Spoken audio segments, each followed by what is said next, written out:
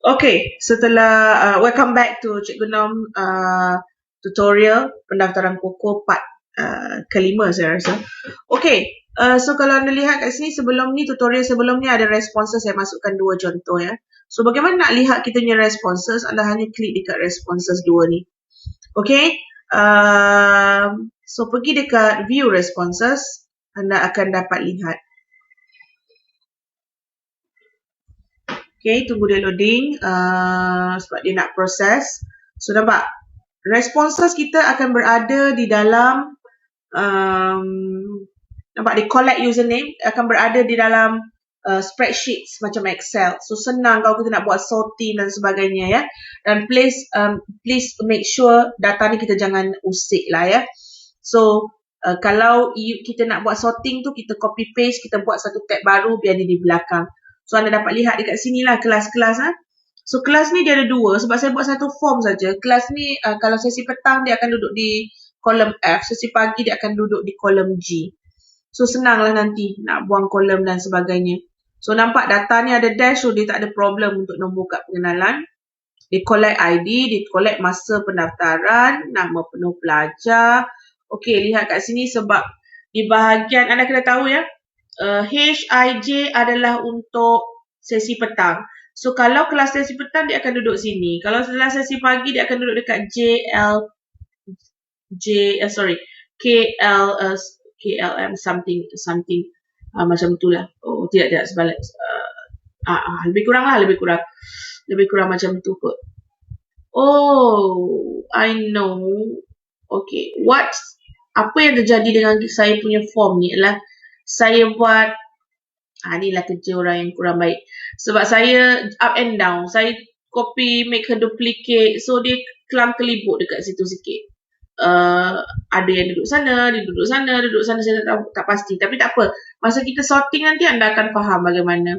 Sebab tu pentingnya perancangan. So bila you dah rancang apa-apa, so tak ada benda yang tertinggal. So sebab tadi kita masuk last kan, saya masukkan last berkenaan dengan jantina dan kaum tu, saya masuk last. So that's why data ni jadi kelang kelibut sedikit. So saya nak buang data ni. Okay, macam mana saya tak nak responses ni saya nak buang. Macam biasa you boleh delete row ni, tak ada masalah.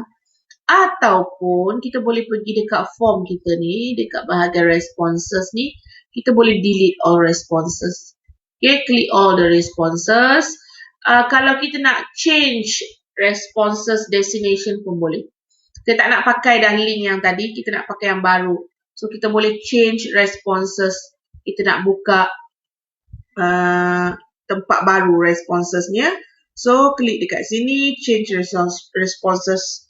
So saya nak buat new spreadsheet, saya nak buat sini data KOKO.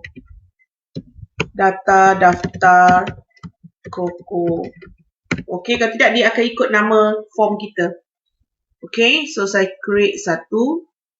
Okay, jom kita tengok bagaimana responses. So cuba kat sini pun boleh, you klik kat view responses. Saya nak pastikan kolom kita tu betul ataupun macam mana ya. Okay, let's check. Baru betul. Sebab apa? Baru ada kaum duduk ke atas. Jantina kaum barulah tak berterabur.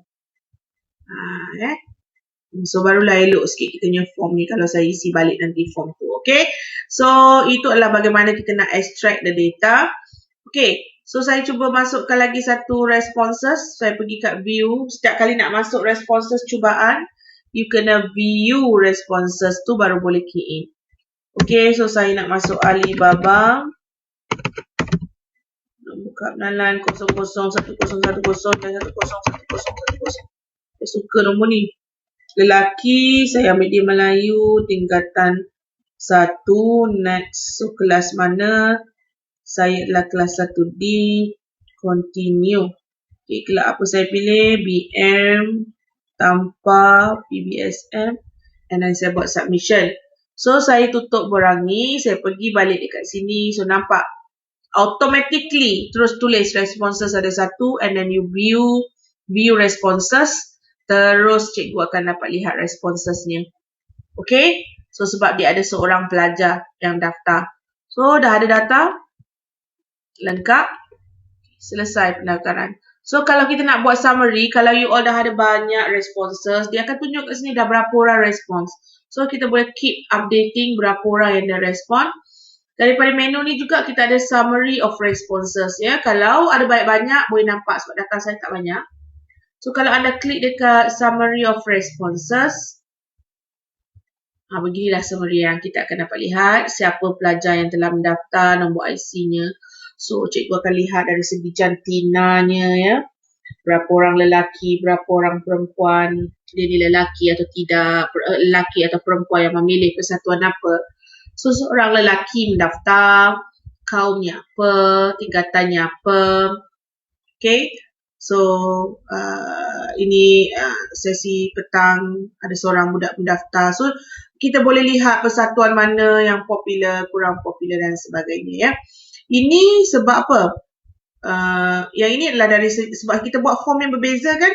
So, kita boleh tengok sesi petang yang mana popular, sesi pagi mana popular. Sebab yang tadi tak ada responses, so tak nampak. So, ni adalah live form. Form ni juga sebenarnya cikgu boleh paste, you all boleh paste dekat ProcBLE. Okay, so itu saja bagaimana borang pendaftaran menggunakan Google Form, bagaimana nak melihat responses, bagaimana nak buat summary, bagaimana nak tukar destination forms. Okay, so saya rasa cukup sampai sini. The next tutorials untuk chapter part yang ke-6 saya tak silap saya adalah bagaimana untuk embedkan semua ini di ProcBLE anda semua. Okey, sebelum saya tinggalkan anda, pergi balik dekat Google Drive. Ingat, tadi kita buat folder ni namanya folder apa tadi? Saya sort balik, saya pun dah lupa. Sort balik by apa tadi? Sorry, A to Z or last modified. This one, pendaftaran Coco. Okay, dalam folder pendaftaran Coco, kalau anda lihat, jika anda dah create form tu di dalam folder ini, data kita akan berada di dalam ini juga. So, ini yang mula-mula saya buat tadi, yang silap tadi. Okay, so saya tak nak yang ni, saya buang. Okay, so ini adalah data saya yang baru, data Coco. So, kalau anda ambil data tu dalam bentuk spreadsheet, ini dalam bentuk icon untuk spreadsheet, anda klik saja data Coco and then download. Setelah selesai semua, klik dekat data ini. Kalau kita nak dalam bentuk Excel, okay, klik data itu, boleh terus download. Bagaimana nak download? Klik kanan pun boleh. Terus pergi download. Dan dia terus akan tunggu, akan berada download dalam bentuk data Excel. Okay, so itu saja. Tunggu part seterusnya untuk bagaimana nak masukkan di dalam ProcBLE. Okay, good luck.